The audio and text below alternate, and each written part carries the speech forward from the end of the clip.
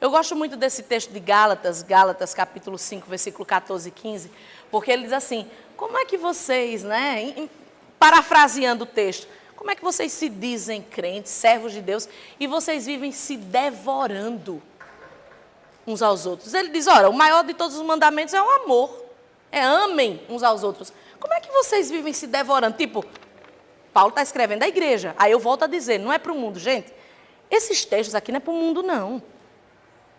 Sabe qual é o texto para o mundo? O texto para o mundo é, Jesus quer mudar a sua história, quer salvar você. Agora, a doutrina é para a igreja, que é isso que as pessoas não entendem. Aí vai pregar para a pessoa mundana um texto que é destinado à igreja. Olha, chega para o colega do trabalho, que não é crente, aí diz assim, olha, a Bíblia diz que você tem que ser dizimista e ofertante. Não, você tem que primeiro aceitar Jesus. Você tem que primeiro se entregar a Jesus. Porque todo o resto, não adianta viver os princípios sem a pessoa de Jesus. Então, tem gente que confunde, né? Olha, a Bíblia diz para quem? Porque a Bíblia diz o quê? Jesus disse que o mundo já está condenado, não porque ele condenou, mas porque quem está debaixo do pecado já está condenado, até que a pessoa se converta. Jesus disse isso. Ou seja, a nossa mensagem, nossa pregação, a gente tem que entender a quem a gente destina de acordo com o que a palavra diz. Então, esses textos, esse estudo de hoje, não é para uma pessoa que não conhece a Jesus. É para nós. É para nós. Paulo está escrevendo para uma igreja. A igreja da Galácia era um lugar, uma cidade, os Gálatas, as pessoas que moravam, na Galácia, naquela região. Ele está escrevendo para os irmãos, a igreja. Olha a introdução. Então, são princípios aqui para a igreja. Ele está dizendo aqui que a gente não deve viver brigando, viver se devorando, que a gente não deve viver envolvido em confusão. E aí, olha o que o texto diz, os filhos das trevas são briguentos. Sabe aquela pessoa que sempre está envolvida em alguma confusão? Essa é uma das maiores evidências daqueles que ainda estão em trevas. É aquele crente que sempre está intrigado de alguém. Quer seja um parente, um amigo, um colega de trabalho e principalmente um irmão da igreja. São pessoas que não conseguem viver em paz e tudo é motivo para uma briga ou uma discussão. Uma vez eu estava no cartório, eu trabalhava no cartório, a igreja estava bem no início e chegou uma irmã, ela não está mais na igreja, chegou uma irmã e eu trabalhava, porque assim, o cartório tinha 2 setores. Tinha a parte de atendimento ao público, onde ficava a maioria dos funcionários, e tinha a parte fechada, onde ficavam menos funcionários com o patrão. Eu era uma das. Na verdade, de funcionários só tinha eu e mais um filho dele. Sempre tinha algum parente dele que trabalhava lá também. Então, geralmente, tinha 3 pessoas dentro, e tinha um vidro. Era assim, pronto, algo assim. Era algo assim, tinha o vidro, só que o vidro não era desse jeito, que tanto quem está fora quanto quem está dentro está vendo. No nosso caso, só ele era fumê, quem estava fora não via, quem estava dentro. A gente via tudo. Então, eu, meu patrão e o filho dele, a gente ficava lá dentro, e aqui era o atendimento, onde ficavam todos os outros funcionários. Essa irmã da igreja chegou fazendo um barraco, mas um barraco que eu morri. Ela estava com um problema no imóvel, ela chegou com outra pessoa, mas foi um barraco. Quando eu me apresentei, aí ela deu um passo atrás. E era uma pessoa que sempre estava envolvida em confusão. Até o jeito de falar é aquele jeito briguento. Gente, nós precisamos ter muito cuidado com isso. Sabe uma coisa que não combina? É barraco, briga com crente. Não combina essa coisa de crente barraqueiro. Crente briguento. Não combina, não dá na mesma frase. Eu sou servo de Deus barraqueiro. Sou servo de Deus briguento. Tem crente que na rua dele, na família, ninguém fala. No ambiente de trabalho, quem é a pior pessoa? Vamos fazer uma pesquisa. Quem é a pior pessoa? O crente. Meu Deus! Eu já tive que lidar muitas vezes com isso. De aconselhar pessoas, porque chegava ao meu conhecimento. Aí eu dizia, que testemunho você está dando? Porque veja bem, filhos da luz ou filhos das trevas? Como é que você, num ambiente que é para você resplandecer, você está mais escuro do que tudo? Tá? O que está aparecendo é o seu pecado, é as suas obras erradas. Então como é que você está num ambiente? Porque, gente, deixa eu dizer uma coisa, se tem um lugar que a gente precisa brilhar e mostrar o nosso cristianismo, é no meio daqueles que não conhecem a Jesus. Esse é o lugar. Esse é o lugar. Que geralmente é onde? Trabalho, escola, faculdade, família, porque muitas vezes a família não conhece Jesus. Os colegas. Esse é o ambiente que a gente tem que ir. Porque a Bíblia diz o quê? Assim brilhe. Jesus disse assim, brilhe a vossa luz no meio das pessoas. Aí ele diz, porque essa luz brilhando, as pessoas vão glorificar a Deus. O que é isso? As pessoas vão olhar para você, olha aqui, fulano, esse é crente mesmo. Essa é crente mesmo. Pode até não gostar de você, mas não vai ter nada para falar de você. Porque você age como filho da luz. Agora, o cara vive na briga. Gente, todos nós conhecemos alguém assim. Uma vez, há muitos anos, tinha uma pessoa muito briguenta. A briguenta, toda confusão, a pessoa estava...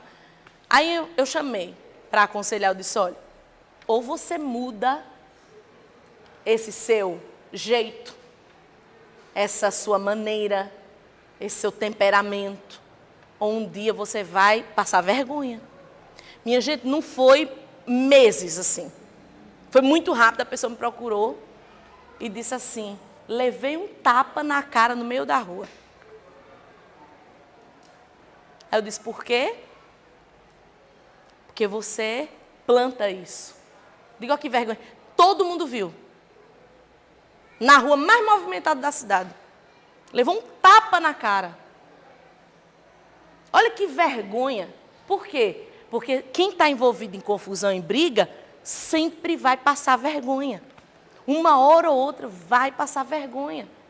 Por isso que a gente precisa ter cuidado. Um crente não pode estar envolvido. O foco da contenda, o foco da briga, tem o crente lá. Ridículo. A Bíblia diz, é muito interessante, Jesus começa o sermão famoso, o sermão da montanha, o sermão do monte, ele começa falando, bem-aventurados. E no meio dessas bem-aventuranças, ele diz, bem-aventurados os pacificadores, porque eles verão a Deus. Ou seja, bem-aventurados os que promovem a paz. Esses são abençoados. Bem-aventurado traduza, abençoados, bem-sucedidos. Quem promove paz. Tem uma briga, tem um problema, vamos resolver? Quem promove a paz. A Bíblia diz, é bem-aventurado. Agora, quem tá o foguinho e joga a gasolina? E o pior é que muitas vezes isso acontece dentro da igreja. Dentro da igreja. Promove contenda, promove briga. Aí daqui a pouco tem um grupinho ali que não fala com esse, que não fala com esse. Eu já cansei de dizer, esses dias eu tenho falado muito sobre isso. Muitas pessoas ainda não entenderam o que é ser igreja. Igreja é corpo de Cristo, formada, e esse corpo é formado por membros. E a Bíblia diz, nós somos membros uns dos outros. Porque eu não posso ser o pé e estar intrigado da mão. Preciso que o corpo esteja todo em harmonia. Porque se a mão segurar em um lugar, o pé não vai sair. Se o pé parar, a mão não vai poder chegar em lugar nenhum. É isso que as pessoas não entendem. Jesus não usa essas analogias por acaso. Paulo não disse assim, eu vou exemplificar. Não, que o próprio Jesus ensinou. O próprio Jesus disse o que é a igreja. Aí o que acontece? As pessoas não entendem. Muitos são grupos, não são corpo. Se você só se dá bem com um grupo, você está fora do corpo, você está morto. Porque o corpo somos membros uns dos outros, com nossas diferenças, com o nosso jeito, mas somos membros uns dos outros e precisamos Se houver qualquer problema, como a Bíblia diz, se tem algum problema com teu irmão, resolva. A Bíblia diz o quê? A Bíblia não diz, se você tiver um problema com alguém, procure. Não, vá até ele. Você não vai ver a Bíblia dizendo para você ir. A Bíblia condena até quando a gente vai para a justiça sem tentar resolver. Na igreja, eu tenho um problema com a Emily, aí eu entro na justiça contra ela antes de resolver com ela. Aí olha o que é que Paulo diz. Vocês estão caídos. Que vergonha. Vocês estão levando para os ímpios algo, quer dizer, não tem ninguém aí com autoridade para resolver. Problemas se resolvem. Aí sabe o que acontece? Volta e meia, um está com raiva do outro, gente envolvida em briga, picuinha, filho das trevas. Se você ainda se enquadra nisso aqui, preste atenção numa coisa. Não existe crente intrigado. Bota na sua cabeça. Não existe. Não existe. Se você, pense aí com você, tem alguém que eu sou intrigada, eu não falo na igreja. Deixa eu dizer para você, você está em trevas densas. Porque a Bíblia diz no primeiro texto que nós lemos, se andarmos na luz, como ele na luz está, e tivermos o quê? Briga com os irmãos? O que é que ele diz? Comunhão com os irmãos. O sangue de Jesus Cristo, seu Filho, nos purifica de todo pecado. Sem a comunhão não tem o sangue de Jesus. Sem o sangue de Jesus, quem somos nós? Pecadores igual qualquer pecador do mundo. Entenda, comunhão não é opção. Eu não posso ter opção na igreja de ter comunhão. Eu não posso ter opção. Ou eu tenho comunhão, ou eu estou em trevas. Afinidade é outra coisa, gente. A Bíblia não manda você ser melhor amigo de todo mundo. Não. A Bíblia não manda você contar seus segredos para todo mundo. Não. Mas ela manda você ter comunhão. Ela manda você ter irmandade. Ela manda você ser um com seu irmão em Cristo Jesus. Eu me dou bem com 90% da igreja, mas tem 10% que você está em trevas. Porque, como disse o Vitor, por que não vai lá tratar? Ô, pastora, eu já fui tratar, mas a pessoa não quer. Mas é como a Bíblia diz, no que depende de você. O ponto é, eu fui tratar, não quer? Uma vez eu fui tratar uma pessoa, fui dizer uma situação com a pessoa disse, pastora, eu já fui várias vezes e a pessoa vira a cara para mim. E a outra pessoa posando de boa. Vira a cara para mim. O que é que eu faço? Eu digo, você continue fazendo a sua parte, para que ela se envergonhe. Eu vou manter comunhão. Se você não quer, aí tudo bem, eu não vou forçar. Se eu chego para você, lhe dou a paz e você vira a cara, eu não vou forçar. Agora, eu não tenho nada contra você. Você entende como é?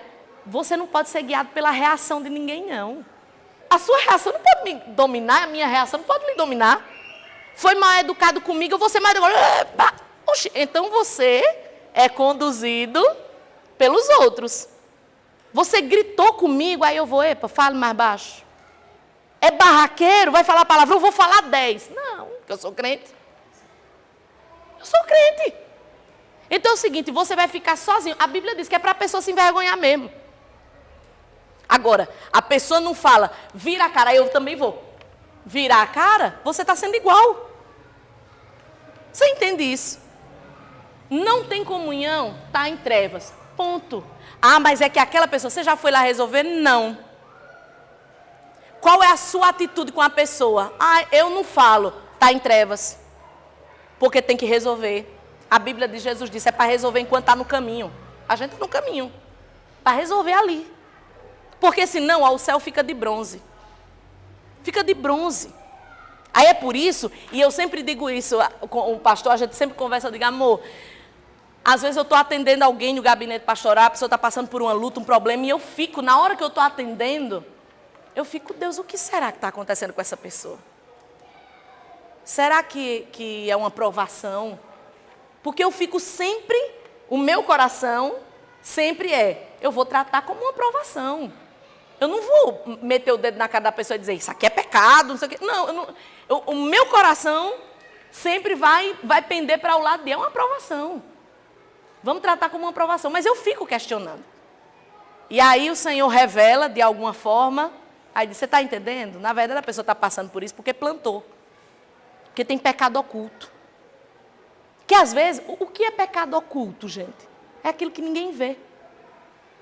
Ninguém vê. Na igreja a pessoa é uma bênção. Na igreja é o mais crente, é o mais santo. Aí começa a dar tudo errado, aí você diz, deve ser uma aprovação, porque esse irmão ou essa irmã é uma pessoa tão boa. Aí você fica, vamos trabalhar na aprovação. Vamos trabalhar com o fato de, é uma aprovação. Porque na maioria das vezes todos nós somos provados. Mas aí de repente, é uma bola de neve, aí você diz, não, tem alguma coisa. E aí aparece a coisa. Aí você diz, realmente, por isso que está acontecendo isso. Não é provação, é consequência de uma semeadura, de um pecado escondido. Às vezes é isso. Intriga. A pessoa faz tudo, sabe? É dizimista, é ofertante, trabalha, serve, é bom. Sabe? Com as pessoas que lhe convém, é boa pessoa, mas tem uma intriga ali. Tem uma falta de liberar perdão, tem uma amargura. Aí o céu fica de bronze. Porque Deus não pode mentir. Porque a palavra não mente.